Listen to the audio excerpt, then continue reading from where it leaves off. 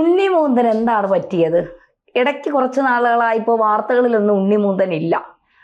മാർക്കോയ്ക്ക് ശേഷം Unni Mukundan super star ആകും, മോഹൻലാലിനെ മമ്മൂട്ടിയൊക്കെ കടത്തി വെട്ടിക്കൊണ്ട് ഉണ്ണിയാണ് ഇനി, പൃഥ്വിരാജിനെ വരെ ഉണ്ണി കടത്തി വെട്ടും എന്നൊക്കെയാണ് പറഞ്ഞുകൊണ്ടിരുന്നത്. പിന്നെ ഉണ്ണിയെക്കുറിച്ച് വലിയ വിവരങ്ങളൊന്നുമില്ല. ഇപ്പോ ടൊവിനോയുടെ സിനിമ നരിവേട്ട മികച്ച വിജയം ആണ് നേടുന്നത് എന്ന് പറയുന്നു. ആ സിനിമയെക്കുറിച്ച് 6 വർഷമായി കൂടെയുള്ള മാനേജർ പോസ്റ്റ് ഇട്ടതിന്റെ പേരിൽ അദ്ദേഹത്തെ വലിയ മാരകമായ രീതിയിൽ അസഭ്യം പറയുകയോ ഉപദ്രവിക്കുകയോ ഒക്കെ ചെയ്തു എന്നാണ് പറയുന്നത്. എന്തിനാണ് ഉണ്ണിക്ക് ഈ കലിപ്പ്? ടൊവിനോടുള്ള കലിപ്പ് മാനേജറോട് തീർത്തതാണോ? വിനാശകാലെ വിപരീത ബുദ്ധി എന്ന് കേട്ടിട്ടുണ്ടല്ലോ.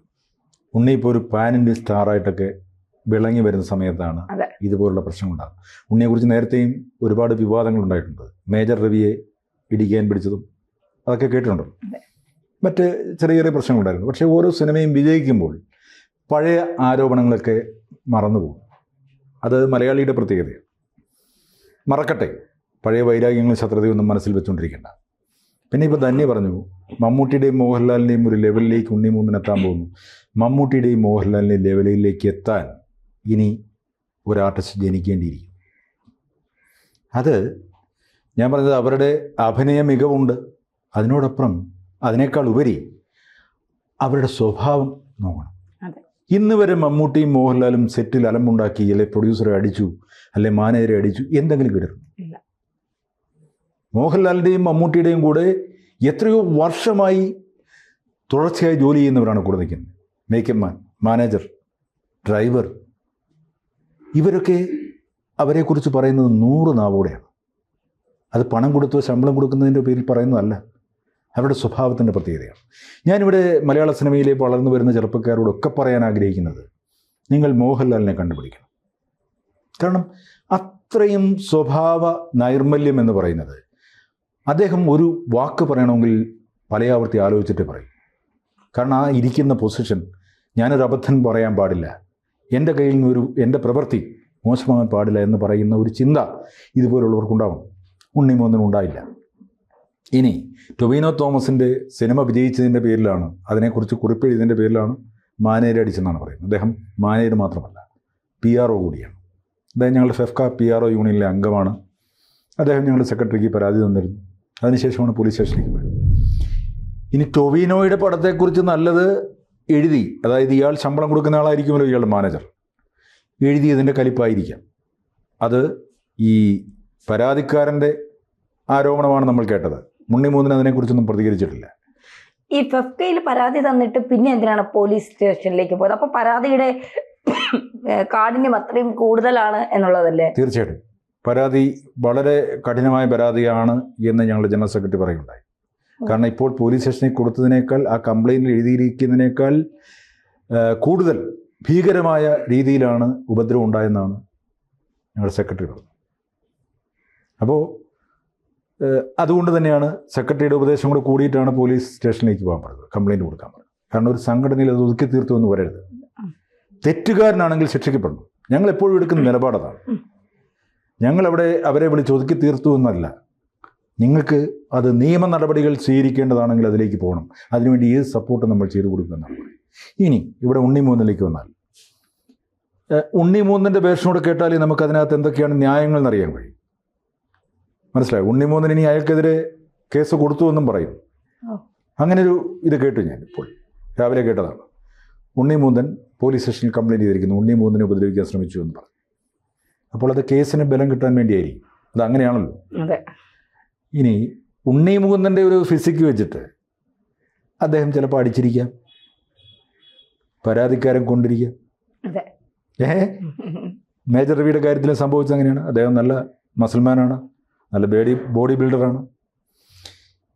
ഈ മസിൽ ഉണ്ടാക്കുന്നതും ബോഡി ബിൽഡ് ചെയ്യുന്നതും മറ്റുള്ളവരെ ഉപദ്രവിക്കാൻ വേണ്ടിയല്ലല്ലോ, അവരുടെ സ്വന്തം ആരോഗ്യത്തിന് വേണ്ടി. പിന്നെ ഒരു നടനാണ്, ആ നടൻ ആരോഗ്യം കാത്തു സൂക്ഷിക്കണം, ശരീരം കാത്തു സൂക്ഷിക്കണം. അതിനുവേണ്ടിയാണ് ഉണ്ണിമൂന്നൻ അങ്ങനെ ചെയ്യുന്നത്. ഉണ്ണിമൂന്നൻ ഷോർട്ട് ടെമ്പേർഡാണെന്ന് പറയും. എന്തെങ്കിലും കേട്ടത് പെട്ടെന്ന് പ്രതികരിക്കും. അത് മാറ്റിയെടുക്കണം, മാറ്റിയെടുത്തേ പറ്റൂ. ചെറിയ ചെറിയ സിനിമകളിലൂടെ വന്ന് ഒരുപാട് സിനിമകൾ പരാജയപ്പെട്ട് സിനിമയിൽ നിന്നും പുറന്തള്ളപ്പെട്ട ഒരു നടനായിരുന്നു ഉണ്ണിമൂന്നൻ. പിന്നീട് മേപ്പടിയാനും മാളികപ്പുറവും ഒക്കെ വന്നു, മുഖ്യധാരാ സിനിമയിലേക്ക് വന്നു. മാർക്കോ എന്ന് പറയുന്ന സിനിമ വന്നാണ് പാൻ ഇന്ത്യൻ സ്റ്റാർ ആകുന്നത്. അദ്ദേഹത്തിന് തെലുങ്ക് സിനിമകളുണ്ട്, ഹിന്ദിയിലേക്ക് പോലും അദ്ദേഹത്തെ വിളിക്കുന്നു എന്നാണ് പറയുന്നത്. കാരണം നന്നായിട്ട് ലാംഗ്വേജ് അറിയാം, ഹിന്ദി അറിയാം, ഇംഗ്ലീഷ് അറിയാം, ഒപ്പം മലയാളം അറിയാം. അപ്പോൾ പാൻ ഇന്ത്യൻ സ്റ്റാർ ആവാൻ എന്തുകൊണ്ട് യോഗ്യനാണ്. ആ യോഗ്യത മുഴുവൻ ഇതുപോലുള്ള ഈ സില്ലി വിഷയങ്ങളിലൂടെ തകർത്ത് കളയും. ഇപ്പം ഈ ഒരു സംഭവം കേൾക്കുന്ന പ്രേക്ഷകർ, അദ്ദേഹത്തിൻ്റെ സിനിമ കണ്ട് വിജയിപ്പിച്ച പ്രേക്ഷകരുണ്ടല്ലോ, അവർക്ക് പെട്ടെന്ന് തോന്നുന്ന വികാരം എന്താണ്? 2 പടം ഓടിയപ്പോൾ അവൻ അഹങ്കാരമായി. പാവം, അവൻ്റെ ശമ്പളം മേടിച്ച് ജീവിക്കുന്ന മാനേരെ അടിക്കുന്നു, ഉപദ്രവിക്കുന്നു. ശരിയല്ലേ സാർ? ഈ പൊതുവെ ഈ സിനിമയിൽ ഉള്ള നടനും നടിയും ഒക്കെ ഇപ്പൊ മോഹൻലാലിന്റെ സിനിമ വിജയിച്ചാൽ മമ്മൂക്ക് ആശംസ അറിയിക്കുമെന്ന് പറഞ്ഞു കേട്ടിട്ടുണ്ട്. മോഹൻലാൽ ഞാൻ അത് പലപ്പോഴും പറഞ്ഞിട്ടുണ്ട്. തിരിച്ച് രണ്ടുപേരും അങ്ങോട്ടും ഇങ്ങോട്ടും, അത് പുറത്താരും അറിയാറില്ല. ഈ ആങ്കർമാർ ചോദിക്കുമ്പോൾ പറയുന്നത് എന്ന് മാത്രമേ ഉള്ളൂ. ഈ യുവ തലമുറകൾ എന്ന് പറയുന്ന കുറെ നടന്മാർക്ക് അങ്ങോട്ടും ഇങ്ങോട്ടും ഭയങ്കര അസൂയയാണോ? കാരണം ഒരാളുടെ സിനിമ വിജയിച്ച ടൊവിനോയൊക്കെ അത്യാവശ്യം തുടക്കം മുതൽ എടുക്കുന്ന സിനിമകളിലൊക്കെ വിജയിച്ച് അഭിനയം എന്താണ് എന്ന് കൃത്യമായി അറിയാം. ഉണ്ണിമൂന്നനേക്കാൾ കുറച്ചുകൂടി അറിയാം എന്നുള്ളൊരു നടനാണ് എനിക്ക് തോന്നുന്നത്. എന്റെ പേഴ്സണൽ കാര്യമാണ്. അപ്പൊ ഈ കാണുമ്പോഴുള്ള കെട്ടിപ്പിടുത്തവും ഉമ്മമ്മയ്ക്കും ഈ എന്താ പറയുക ഒരുമിച്ച് നിന്ന് സെൽഫി എടുപ്പും ഇത് മാത്രമേ ഉള്ളൂ ജനങ്ങളുടെ കണ്ണിൽ പൊടിയിടാൻ. തിരിഞ്ഞു കഴിയുമ്പോൾ അവന്റെ സിനിമ ഓടി എന്ന് പറഞ്ഞാൽ ഈ സാധാരണ ആളുകളുടെ അസൂയയും കുശുമ്പും എല്ലാം ഉണ്ടല്ലേ?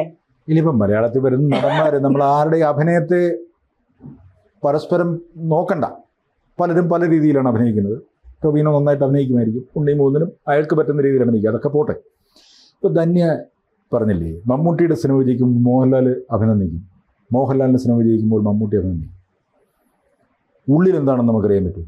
അതില്ല. ധന്യേക്കാൾ നന്നായിട്ട് മറ്റൊരാൾ ഒരു വീഡിയോ ചെയ്യുമ്പോൾ അല്ലെങ്കിൽ ഒരു സ്റ്റോറി ചെയ്യുമ്പോൾ ധന്യ നന്നായിരിക്കുന്നു എന്ന് പറയുമായിരിക്കും, കൈ കൊടുക്കും.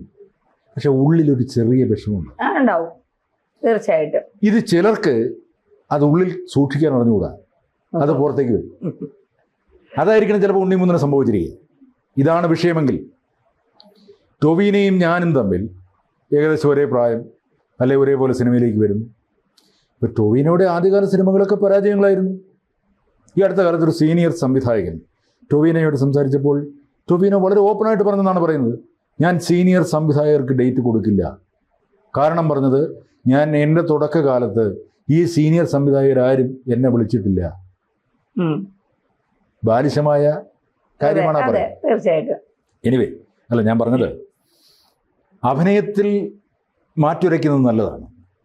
ആരോഗ്യപരമായ മത്സരമാണ് സിനിമയിൽ വേണ്ടത്. തീർച്ചയായിട്ടും. അത് ശാരീരികമായ മത്സരമാവരുത്. അതെ. എന്തായാലും ഉണ്ണിമൂന്തൻ ടൊവിനോയോടുള്ള ശത്രുത കൊണ്ട് മാനേരെ അടിച്ചു എന്ന് അതാണ് ശരിയെങ്കിൽ, ഞാൻ പറയുന്ന ഉണ്ണിമൂന്നനോട് എനിക്കുള്ള ഉപദേശം, നന്നായി പരിശ്രമിച്ചുകൊണ്ട് ഈ ടൊവിനോയെയും മമ്മൂട്ടിയെയും മോഹൻലാലിനെയും ഒക്കെ വെല്ലുന്ന തരത്തിൽ അഭിനയിക്കാനുള്ള കഴിവ് നേടിയെടുക്കുക. അതിനുള്ള പ്രാക്ടീസ് അത് ചെയ്തുകൊണ്ടാണ് നമ്മൾ മത്സരിക്കേണ്ടത്. അതെ, അല്ലാതെ മറ്റൊരാൾ നന്നായി ഒരു സിനിമ ചെയ്തു, അതിനെക്കുറിച്ച് നന്നായിട്ട് പറഞ്ഞ എൻ്റെ ശമ്പളം മേടിക്കുന്ന ആളാണെങ്കിൽ പോലും അവനോട് പറയണം, കൊള്ളാം, നീ എന്നെ പോഴ്ത്താനല്ലോ ശ്രമിച്ചത് എന്ന് പറയുന്ന മനസ്സിലേക്ക് വന്നാലേ ഈ സമൂഹം നന്നാവും. അതിനാണ് സംസ്കാരം എന്ന് പറയുന്നത്. ആ സംസ്കാര സമ്പന്നമായ ഒരു തലമുറ അത് സിനിമയിലും ഈ സമൂഹത്തിലും ഉണ്ടാവണം. അതാണ് ഒരു സീനിയറായിട്ടുള്ള ആളെന്ന നിലയ്ക്ക് ഞാൻ ആഗ്രഹിക്കുന്നു. എന്തായാലും ഉണ്ണിമൂന്നനത് പഠിക്കട്ടെ, ഇനിയും ഇത്തരം അവിവേകങ്ങൾ ചെയ്യില്ല എന്ന് നമുക്ക് വിശ്വസിക്കാം. തീർച്ചയായും.